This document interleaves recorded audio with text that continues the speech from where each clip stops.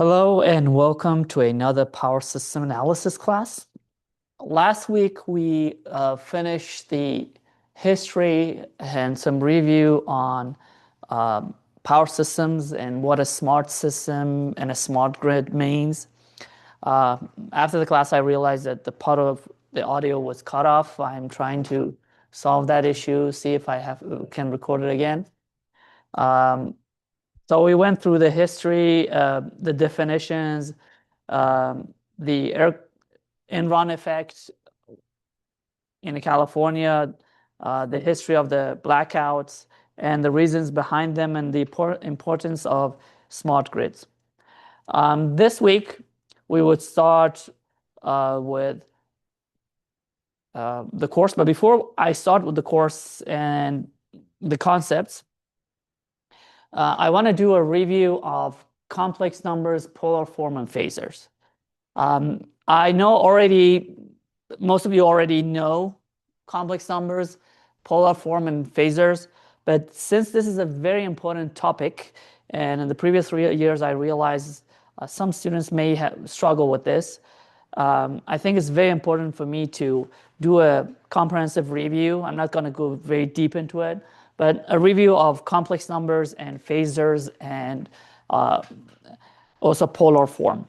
The reason that I'm doing this, and I have put this in the course calendar, is because from now on, all the homeworks, all the quizzes, exams, you would need some form of complex numbers of polar form to be able to solve them. So everything you're solving in power system analysis has a real part and an imaginary part in the mathematics. So you need to know the complex numbers because we are dealing with real power, reactive power, apparent power, inductance, capacitance, and all of that have a complex form. They are not real numbers. Now, for that, I'm going to start today with complex numbers, then polar forms and phasors, how we convert a polar to a complex and a complex to a polar or phasor form. How do we add them? How do we multiply them and subtract them, and so on. So without further ado, let's dive into complex numbers. Now, you're already familiar with real numbers. Real numbers consist of natural numbers, 1, 2, 3, integers, -3, -2, -1, 0, 1, 2, 3, and the rational numbers, numbers formed by the ratio of integers, like 1/3, 1/10, 3/4, etc. And we have irrational numbers, numbers that can not be formed by the ratio of integers, such as square root of 2, pi, e, etc. Now, real numbers could be represented on the real number line. As you can see, we have the zero, negative numbers, and positive numbers. Already familiar with all of this from elementary school. And then imaginary numbers, which we will focus here, are the square roots of negative numbers, such as square root of -5, square root of -16, square root of -1, etc. Now, the imaginary unit is defined as j, which is equal to square root of -1. The reason that in mathematics, you may learn that we define imaginary unit with I, but here in electrical engineering, we define it as j instead of I because we don't want to confuse this I with the current I. That's the reason from now on, j is instead of I, we use j. But we can use both forms, but since, especially in power system analysis, we are calculating, for example, reactive power, we don't want to confuse this I with the current I. Okay, so j is square root of -1 here. Now, using the definition for imaginary units, j square is going to be square root of -1 in the power of 2, which is going to be -1. J in the power of 3 is going to be j times j square, which is going to be -j, because j square is -1, so -1 times j is going to be -j. Again, you're already familiar with this. This is -1 times j, it's going to be -j. Now j squared times j squared is going to be j in the power of 4, which is going to be -1 times -1, which gives us 1. J in the power of 5 is going to be j in the power of 4 times j, which is 1 times j. In other words, it's going to be j. Now, what about j in the power of 6?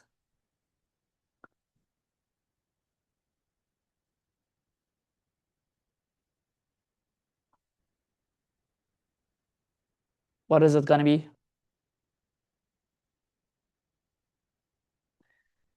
J or what is it? What is it going to be? What is j squared? -1. J squared times j squared times j squared gives us j in the power of 6. So it's going to be -1 times -1 times -1 gives us -1. So on. Now, the reciprocal of the imaginary unit number is also of interest.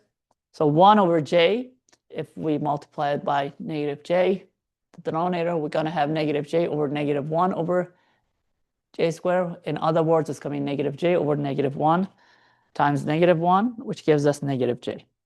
So 1 over j is equal to -j. In other words, it's equal to j3.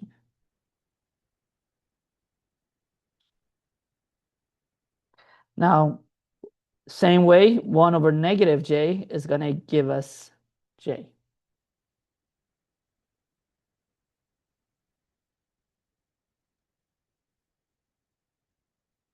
Is it clear? Yes? Okay. Can I go to the next slide? Now, an imaginary number can be expressed using the imaginary unit j, as mentioned. So, for example, if we have a square root of -5, it's going to be square root of 5 times -1, which gives us -1 square root times 5 square root, square root of 5, which gives us j square root of 5. The same way we can do it for -16, which gives us -1 times 16, which is going to be j4.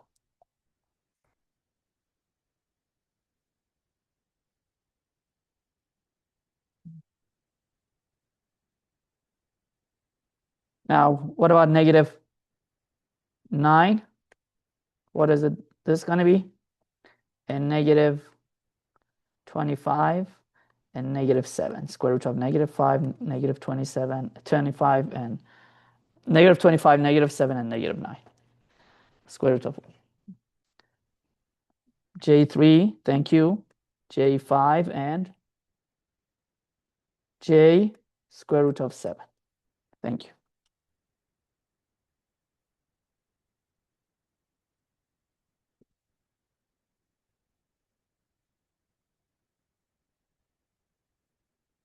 Now, we show the real number in horizontal number line. We show the imaginary number in a vertical number line. So all imaginary numbers may be represented on the imaginary number line, which is vertical, and we can combine both of them to create the complex number. So what is a complex number? A complex number has a real part and an imaginary part. We usually show it with z. Z is going to be equal to a plus jb. A, again, is the real part. You're already familiar with this, most of you. B is going to be the imaginary part. Now, two complex numbers are equal if the imaginary parts are equal and the real parts are equal. In other words, A's or A1 is equal to A2, or the real parts are equal to each other, and the imaginary parts, B1 is equal to B2. So the real part and the imaginary part must be equal. Now, the complex plane could be shown like this. Again, you can see that we have the real axis and the imaginary axis. So here, for example, Z2, let's start with Z1. Where's Z1? Z1 is on the real axis, the horizontal one.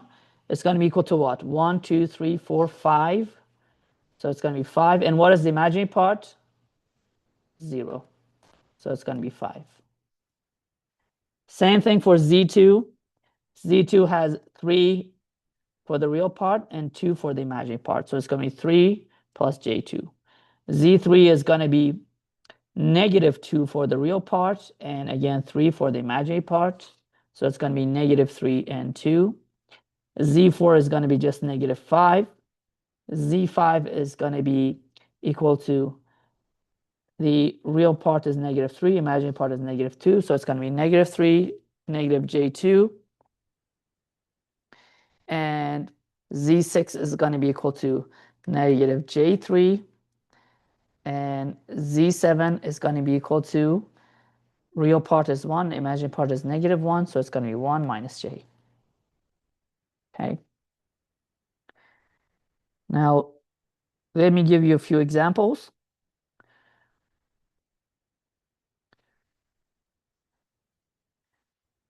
This point, this point, this point. I'm going to call this Z8, Z9, Z10, and Z11. So what is Z8? 2 plus J1, 1J or J. 2 plus J, thank you. So 2 plus J. What about Z9?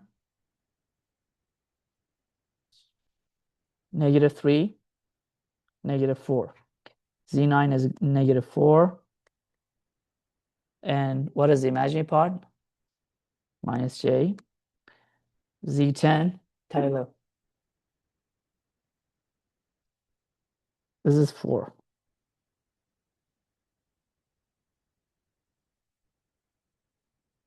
-4 minus 1, 2, 3, 4, 5. 5J or J5. -4 minus J5. Alia, Z11.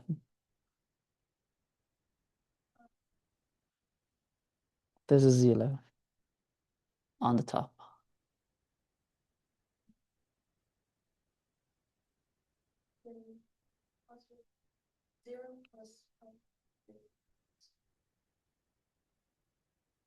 Zero plus J4. Yes, or in other words, J4.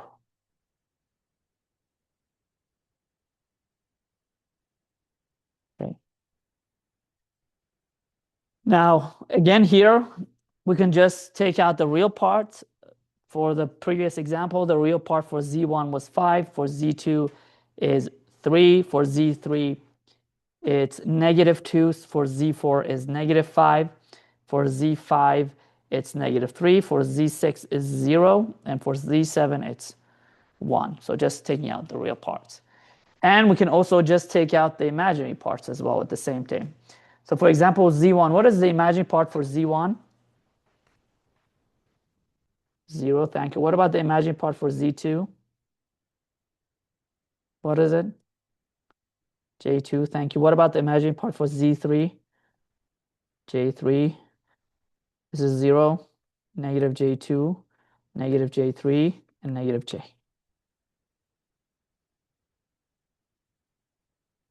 In other words, -3, I can say, if you want to just find the magnitude. So let's say +2, +3, -3, so -2, -3, and -1. Or if you want to write the whole part, it's going to be -J3. Now, there's another form that we can use. It's called a rectangular form. Any complex number may be expressed in rectangular form as well, which again uses the imaginary and real part axis. And we can show it like this. So it's the same thing as the previous one, but only here we show it as a rectangular form by showing A and B. So what is A again? It's the real part. And what is B? It's our imaginary part. Yes. Okay. Now, why do we use this rectangular form? To be able to convert it easily to polar form. So if polar form is the same number but it's expressed in a different form, which we call it as the same a complex number, but it's expressed in the polar form. In polar form, we have two variables. We have the r and theta. And do you remember what r was and what theta is? So if I want to convert the rectangular form or the complex number to a polar form, because this is a and this is b, a squared plus b squared, square root of this is going to give us r. In other words, r squared, the triangle is going to be a squared plus b squared. Now, what about theta? If I have, this is b, this is a, I'm sorry. So if I want to find theta, what is theta?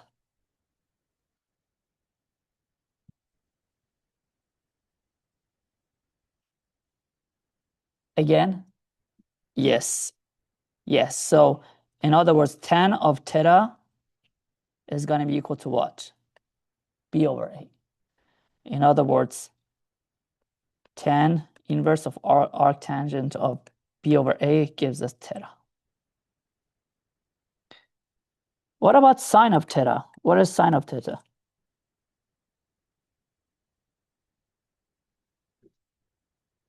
It's going to be over what? R. What is cosine of theta? It's going to be A over theta.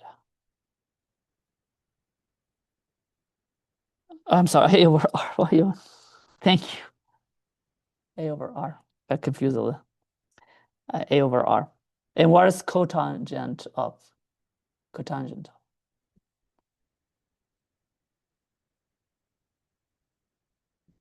A over B.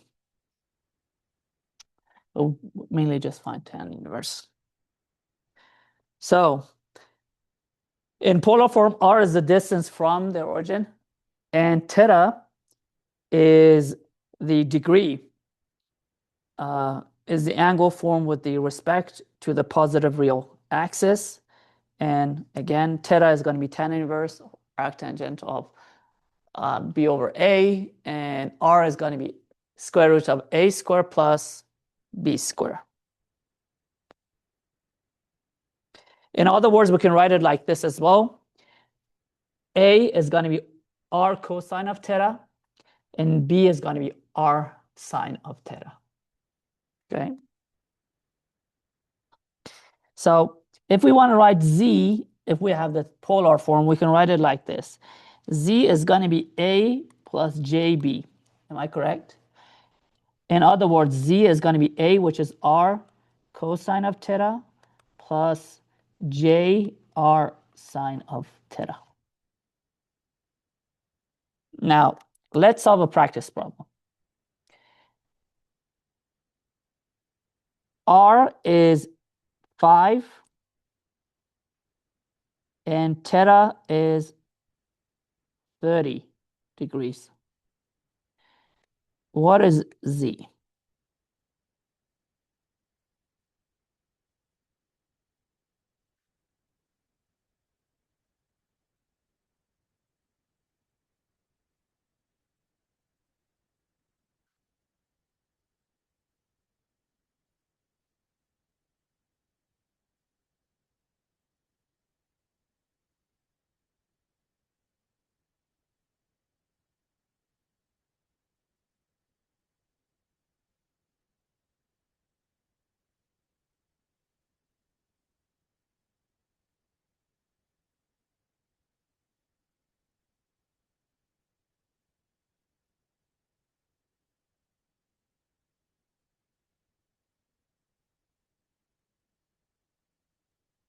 What did you get? Did you calculate it?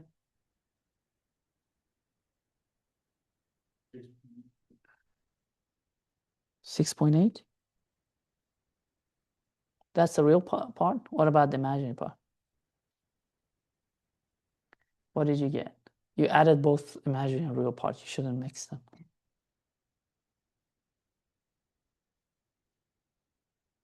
Yeah, 4.3 plus 2.5. Yes. So that's going 5 times cosine of 30 degrees plus J5 times sine of 30 degrees. Sine of 30 degrees is half, and cosine of 30 degrees is 0.86. And this is, so it's going to be 4.33 is the real part, and the imaginary part is going to be 2.5, or J 2.5. So Z is going to be 4.33 plus J 2.5. So again, Z could be written as R cosine of theta plus JR sine of theta. Now, let's do the conversion the other way. Imagine Z is equal to 4 plus J5. I want you to find R and theta.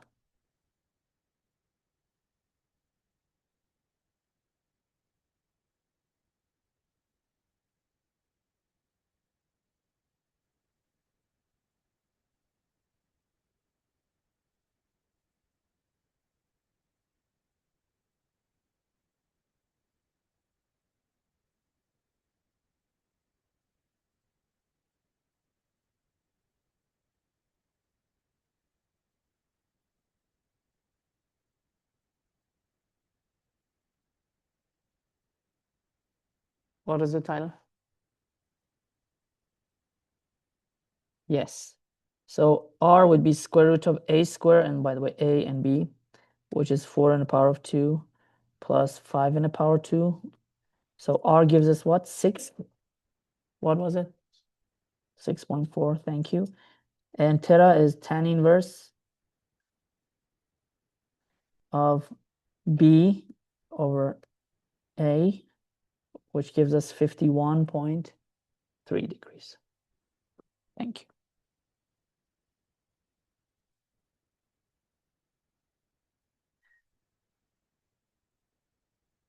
Now, if we recall Euler's formula, we can write it in another way. E in the power of j theta is going to be cosine of theta plus j sine of theta. And we can write it as it follows. Z is going to be RE power j theta. Now, any complex number is defined in one of two forms. We can either write it as a real part and imaginary part, like a rectangular form, or the magnitude and phase, which we call it polar form. Usually when I say complex, it's just rectangular form. So, to make it easier, but rectangular form, and we have polar form.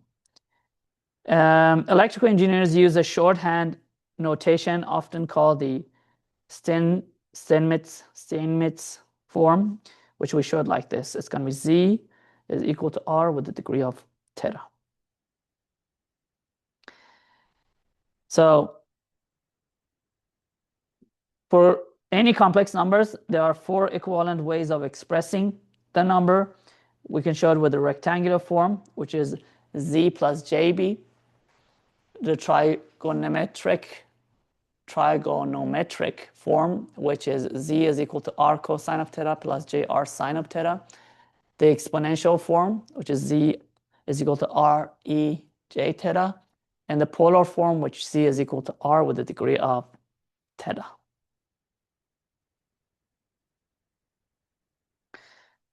So each complex number has a real part, as mentioned. It's going to be A, which is R cosine of theta, and the imaginary part, which is R sine of theta. And each complex number has a magnitude, which is equal to R. In other words, it's square root of A squared plus B squared, or the magnitude of Z. And it has a phase, which is the tan inverse of B over A, or in other words, it's going to be the tan inverse of the imaginary part over the real part, because B is the imaginary part and A is the real part. Now, to convert from the rectangular to polar form, because the inverse tangent operation of most calculators returns values in the range of negative 90 degrees to 90 degrees, care must be taken to place the complex number in the appropriate quadrant of complex plane. So for example, if we want to convert them, z here is going to be a plus jb, which is r with the degree of theta. In the second part, it's going to be negative a plus jb, which is r with the degree of negative theta plus 180 degrees. Here it's going to be negative a minus jb, which is r with the degree of theta minus 180 degrees.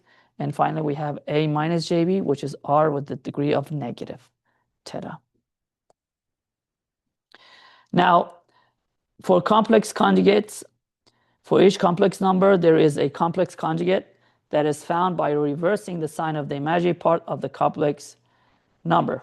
So if z is equal to a plus jb, z conjugate is going to be equal to a minus jb. You're already familiar with this.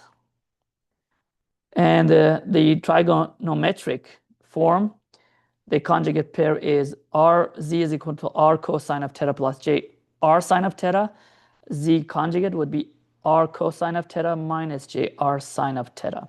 Or we can write it as z conjugate is going to be r cosine of theta plus j r sine of negative theta. Why? As we recall, sine of negative theta is equal to negative sine of theta. Now in exponential form, the conjugate pair is z is equal to re j theta, and z conjugate is going to be re power of negative j theta. And in polar form, the conjugate pair, z is equal to r with the degree of theta, and z conjugate is going to be r with the degree of negative theta. Now, when a complex number is multiplied by its complex conjugate, then z times z conjugate is going to be a plus jb times a minus jb.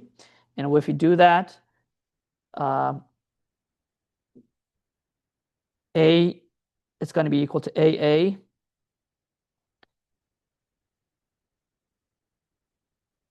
minus jb plus jba minus jb. So this cancels this out. And j times j, what is j times j?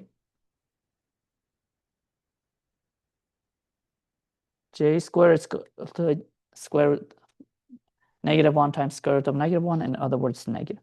So that negative cancels this negative, and we are left with b squared. So we're going to be left with a squared plus b squared. In other words, it's going to be the magnitude of z squared. So what does is gets rid of the angle or the imaginary part. So, and you can see that one number is again multiplied by its complex conjugate. If we do it in other forms, we still always get z, magnitude of z squared. Now for addition of complex numbers, given the complex number z1 is equal to a1 plus jb1, and z2 is equal to a2 plus jb2, what we do, we would add the real part to the real part of the second one, and add the imaginary part of the first one to the imaginary part of the second one. So the way that we add them, again, we add the real parts and we add the imaginary parts. Now this is an example that I gave last year. I can give you another one. So for example, z1 is equal to 2j, 2 plus j, z2 is -3 plus 0j, and in other words, it's going to be 0 this one. So -3 plus 1 is -1, and j plus 0 is going to be j. Let's solve a couple other ones.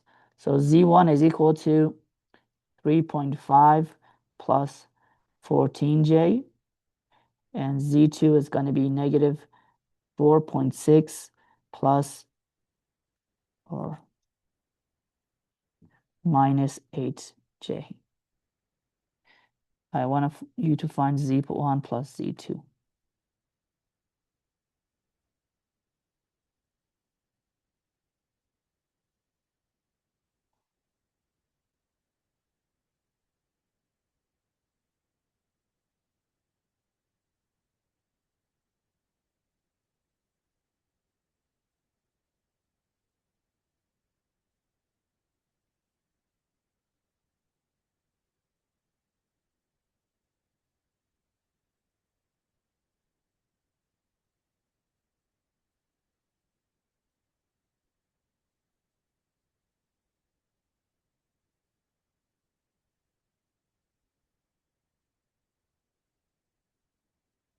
What is the answer?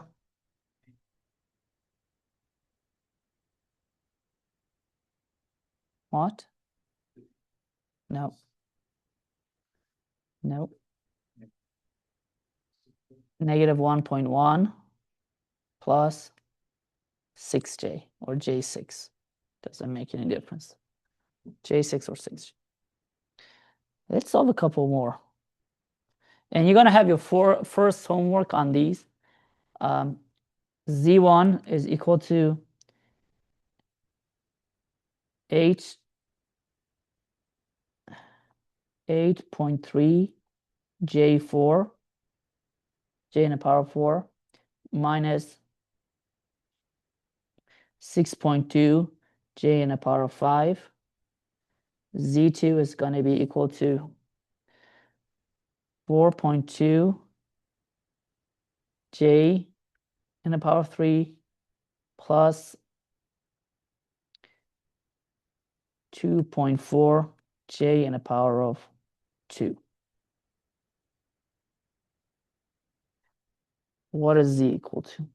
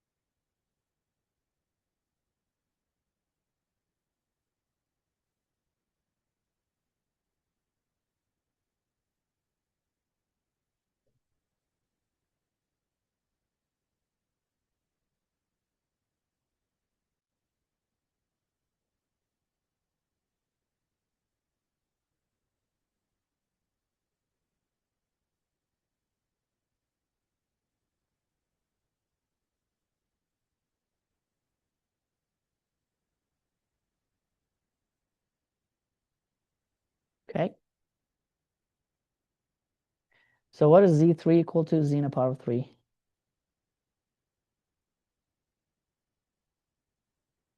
Yes. I'm sorry. J in the power of 3. Negative j. What is j in the power of 4? 1. Am I correct? Yes. What is j in the power of 5? J. So 8.3 times j4 is just going to be 8.3.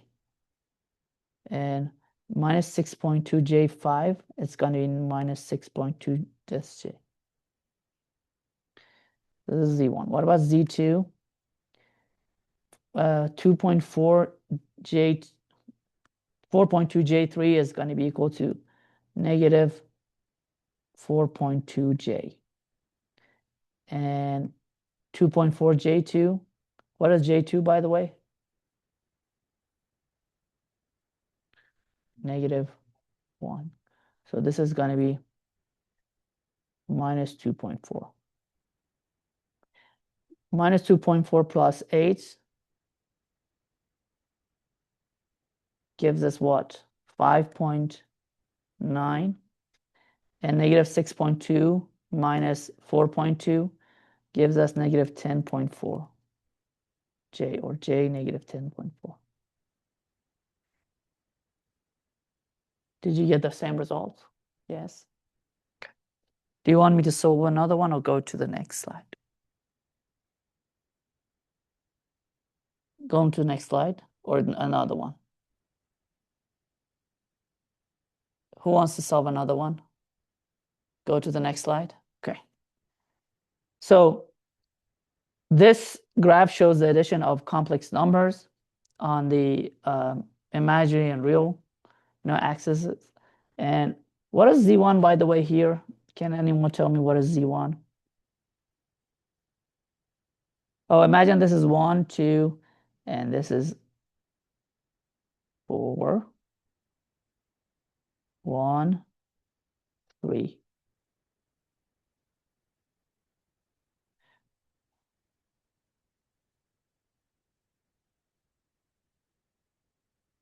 Just give me a second. I want to see if it makes sense. 1, 2, 1 and 3, 1 and 3. I want to see the proportions. I put 2 previously, but yeah, you can put 2. 1 and 2 and 1 and 2. So Z1 was going to be equal to what? 2 minus J? 2 plus J. And what is Z2?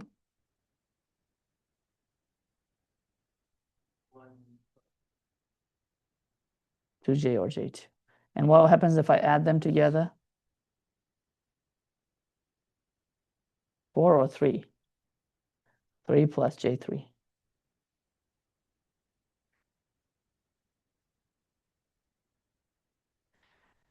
Now, for the multiplication of complex numbers, again, given the complex number in the rectangular form, Z1 is going to be A1 plus JB1, and Z2 is going to be A2 plus JB2. Now, the product of the two numbers is going to look like this. What we're going to do, Z1, Z2 is going to be A1 plus JB1 times A2 plus JB2. In other words, it's going to be A1, A2, A1, JB2, A2, JB1, and JB1, JB2. Now, if we simplify them, we get to this. It's going to be Z1, Z2 is going to be equal to A1, A2 minus B1, B2 plus J, A1, B2 plus B1, A2. Now, sometimes this gets very complicated. If we have large numbers, there's a better way to solve it, and I'll explain that. The better way to solve this actually is to convert the numbers to a polar form and then do the multiplication. So in polar form, it's much easier.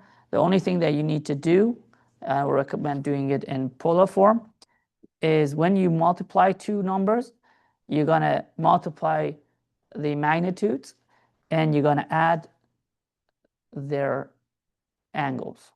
So for example, if Z1 is 5 with the degree of 35 degree and Z2 is 6 with the degree of 15 degree, then Z1 times Z2 is going to be equal to 5 times 6 with a degree of 35 plus 15.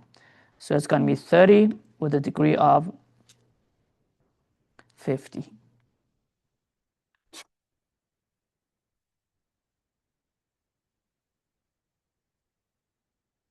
You can see it's much easier. What if I want to add two polar forms? So if I want to add R1 with the degree of theta 1 plus R2 with the degree of theta 2. Yes, convert them to the rectangular form because it's going to be difficult. You can't do it this way. So if you want to add them, it's better to do it in rectangular form. If you want to multiply them, easiest way is to do it in the polar form. Now, this is another example that I solved last semester. Z1 is 5 with the degree of 45 degrees, and Z2 is equal to 3 with the degree of 15 degrees. So what we do is we will multiply 5 by 3. It's going to give us 15. And we're going to add 45 to 15 gives us 60 degrees. So it's going to be 15 with the degree of 16 degrees. Now, What if we want to divide them? What is a division of a complex number? So given the complex number, again, the quotient of the two numbers is going to be as follows. Z1 over Z2 is going to be A1 plus JB1 over A2 plus JB2. And the final answer is going to be like this. Again, which is very complicated. Actually, the final answer is going to, carrying out the multiplication is going to look like this, which is going to be very difficult to even memorize, okay? So the easier way to do it is, and I would always recommend that, is to simply convert this to a polar form again. And in polar form, it's going to be much easier. So again, if we do it, the final equation for this would be this, which is complicated, and I don't recommend doing that. But if you want to do it in polar form, you would just divide, let's go to the polar form. You would just divide the magnitudes and you would subtract the numerator angle from the denominator angle. So for example, if Z1 is 20 with a degree of 15 degree and Z2 is equal to 4 with a degree of 8 degree, then Z1 over Z2 is going to be equal to what?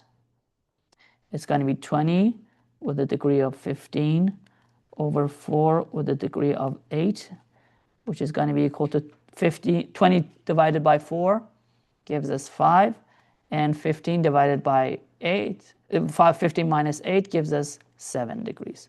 So it's going to be 5 with a degree of 7 degrees. So if you want to divide them, convert the rectangular form to polar form, and it's going to be much easier than doing this equation. It's going to also, if you want to subtract them, you cannot subtract to polar forms. It's not going to be easy. Best way is to convert them to rectangular forms and then do the subtraction. And I'll give you some examples. So now let's do some examples. Z1 is equal to 4 plus J8, and Z2 is equal to 6 plus J12. I want to find Z1 divided by Z2.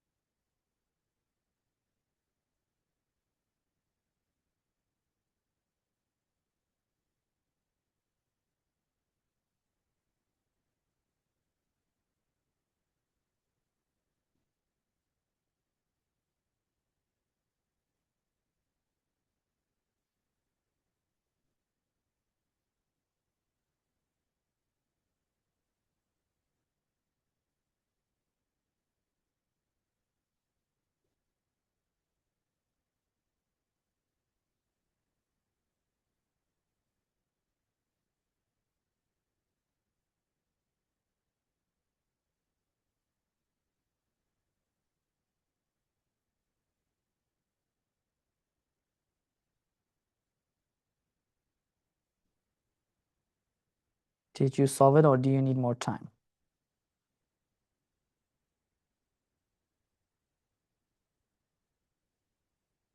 What?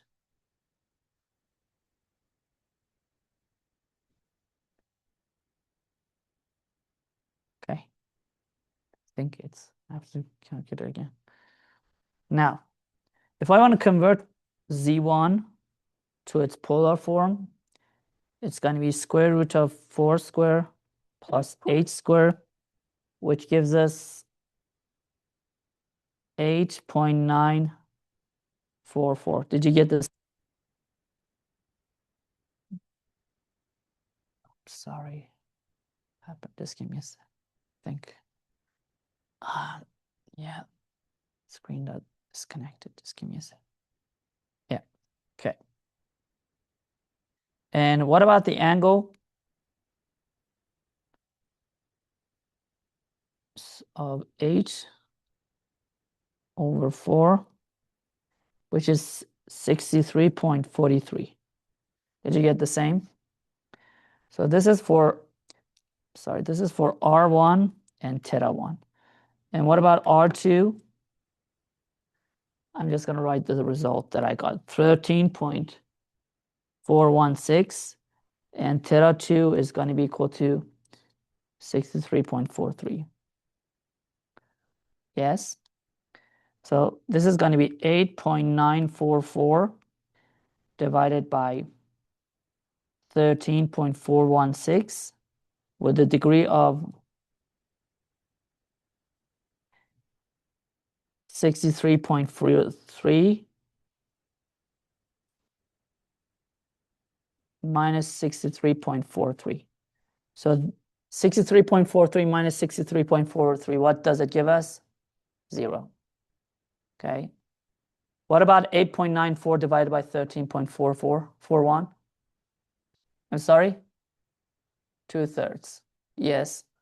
Or 0.667. 67. The kids are these days. Yeah, my daughter comes every day and like she's 6, 7. And it's like just driving me crazy. Okay, so now if I want to convert it back to a rectangular form, it's going to be easy. Z is going to be equal to A, which is I'm sorry, R cosine of theta, so 0.67 cosine of 0 degrees plus 0.67. So this is going to be, I'm sorry, Z is going to be here. 0.67 with a degree of 0 degrees. Sine of 0 degrees. What is the sine of 0 degrees? 0. So, and what is the cosine of 0 degrees? 1. So Z would be equal to 0.67 and plus J0, or you don't need to even write J0. So it's going to be 0.65. Any questions? Okay. Do you want me to solve another one? Let's solve a multiplication as well. So imagine Z1 is equal to 3.J5, 3 plus J5, and Z2 is equal to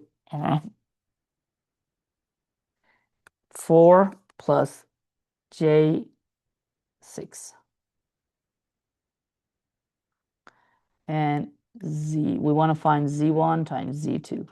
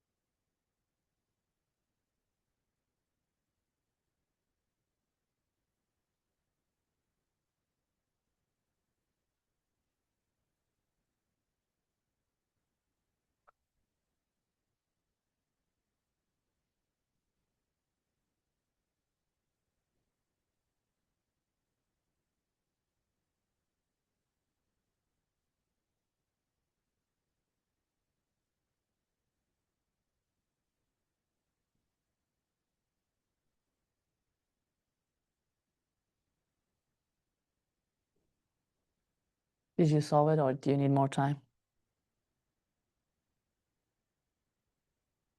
Did you all solve it? Yes, okay. So what is Z1? 5.831, 5.8 for the degree of, yes, 59 point, 04, let's round it up. So 5.831 or 5.8. And what about Z2? Thank you, with the degree of 31, yes. Now, Z would be equal to Z1 times Z2, so 5.8 with a degree of 59.4 times 7.2 with a degree of 56.3. Now, what we do, we would multiply the magnitudes and we would add the angles. So what do we get?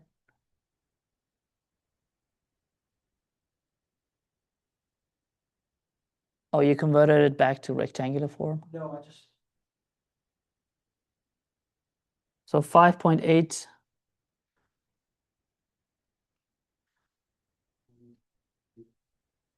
Yes. 5.8 times 7.2 gives us 41.76. And the degree is going to be 59 plus 56. 59 plus 56.3. Let's round it. It's going to be 115.34 degrees. Now, if we want to convert this back to the rectangular form, it's going to be 41.67. I'm sorry, 76. Again, it confuses me. Cosine of 115.34 plus J 41.76 sine of 115.34. And what did you get here?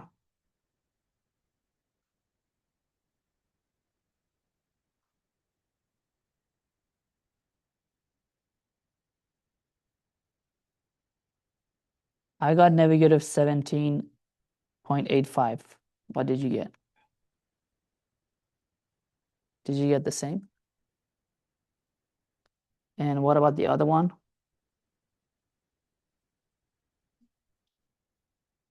Did you get the same? Yes? Okay, yeah. What about the other one?